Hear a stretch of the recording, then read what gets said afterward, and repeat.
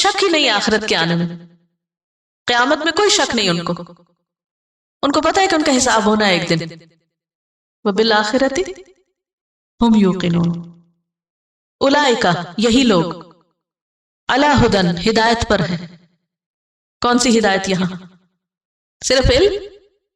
عمل بھی، کیونکہ ایمان بالغیب اور اقامت الصلاۃ اور انفاق فی سبیل اللہ یہ سب کیا ہے؟ عمل کی باتیں. اولئک علی ھدی من ربہم، اپنے رب کی طرف سے، ان کے رب کی طرف سے جو ہدایت یا روشنی یا رہنمائی ان کے پاس آئی ہے یا توفیق ان کو ملی، وہ اسی پر ہے.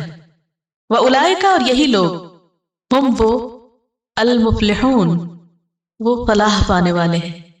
مفلح، فلاح، فالامحا، فلاح کا مطلب ہوتا ہے کاٹنا چیرنا، اور فلاح کہتے ہیں ایسی کامیابی کو جو مشکل کے بعد آئے، جو محنت کرنے کے بعد حاصل ہو. تو یہ زندگی کیا ہے؟ مشکل چیز ہے، محنت کی جگہ ہے، کام کرنے کی جگہ ہے. عربی زبان میں فلاح کسان کو بھی کہتے ہیں، فارمر. تو فارمر کیا کرتا ہے؟ محنت کرتا ہے یا نہیں؟ کیا کیا کرتا ہے؟ زمین کے اوپر ہل چلاتا ہے، چیرتا ہے، پھر اس کے بعد اس کو نرم کرتا ہے، ہموار کرتا ہے، بیج ڈالتا ہے، پانی ڈالتا ہے، اور پھر جب فصل تیار ہو جاتی ہے تو کاٹتا ہے. تو چیرنا شروع میں اور کاٹنا آخر میں. تو وہ ہے کامیاب ہونے والا فلاح. تو مفلح کون ہے؟ جو اس دنیا میں رہ کر عیش و عشرت سے نہیں بلکہ محنت سے زندگی گزارتا ہے. ایسا شخص آخرت میں کامیاب ہونے والا. لیکن اس کی یہ محنت صرف دنیا کے لیے نہیں ہوتی بلکہ آخرت کے لیے ہوتی. اب آپ دیکھیے، اگر سورۃ الفاتحہ کو ساتھ ملا کے دیکھیے کہ وہاں پر ہم نے سب سے پہلے اللہ سبحانہ وتعالیٰ کی تعریف کی، الحمدللہ، جو رب العالمین ہے، جو الرحمن الرحیم ہے، جو مالک یوم الدین ہے. وہاں بھی آغاز کی بات ہوئی، پھر اختتام کی بات ہوئی.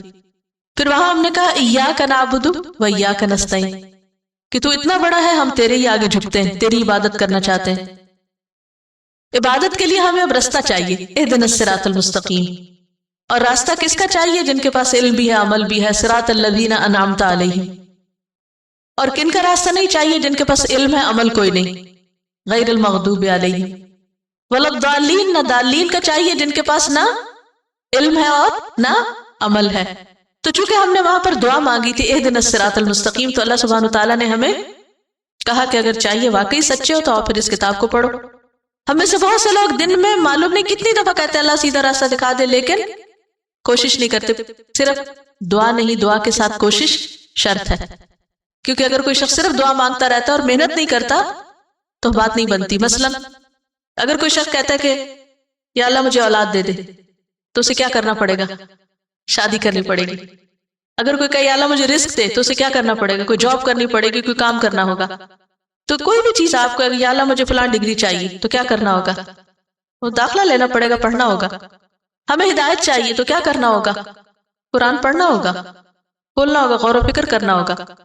تو اللہ سبحانہ وتعالیٰ سے جب ہم نے ہدایت مانگی تو صرف پھر مانگ کے بیٹھ نہیں گئے، بلکہ کیا کیا؟ اٹھے، قرآن کھولا، سیکھا، سمجھنے کی کوشش کی. نہیں سمجھ آیا، ایسی جگہ گئے جہاں پر کوئی سمجھانے والا ہو، تاکہ ہم کو پتہ چلے کہ یہ زندگی کیا ہے اور اس کے بعد کیا ہوگا اور ہمیں کیا کر کے یہاں سے جانا ہے. تو اللہ سبحانہ وتعالیٰ نے کیا فرمایا؟ ہدایت چاہیے تو یہ دنیا کی کتابوں میں نہیں ہے، اس کے لیے وہ کتاب چاہیے، بلند کتاب، کتاب عظیم، ذالک الکتاب. کیسی کتاب؟ لا ریب فیہ، ہر شک سے پاک ہے. دنیا میں کسی انسان کی بات حتمی بات نہیں، کوئی علم مکمل علم نہیں، کوئی عقل کامل عقل نہیں، ہر جگہ کمی ہے. دنیا میں کسی کے پاس پرفیکشن نہیں. انسان ایک بات کرتے ہیں پھر دوبارہ کچھ اور کہہ دیتے ہیں. آج ایک تھیوری آتی، کل اس کا رد آ جاتا ہے. پھر اسی طرح لوگوں کے پاس آج کا علم ہے، ہسٹری الجھی ہوئی ہے، کوئی صحیح پکچر نہیں ہے. اس قدر اختلاف ہے پاسٹ کے بارے میں، فیوچر کل کا، آج کے بعد اگلے لمحے کا کسی کو نہیں پتا. تو ہمارا نالج بھی مختصر ہے، عقل بھی، عمر بھی، ہر چیز. لہذا انسان انسانوں کو ہدایت نہیں دے سکتے. ہدایت کے لیے سپریم ہستی چاہیے اور وہ اللہ کی ذات ہے. اس نے ہماری ہدایت کا بندوبست کیا، ایسی کتاب بھیجی کہ جس میں کوئی شک ہی نہیں. 1400 سال سے کسی بھی قسم کی رد و بدل سے پاک ہے. لا یأتیہ الباطل من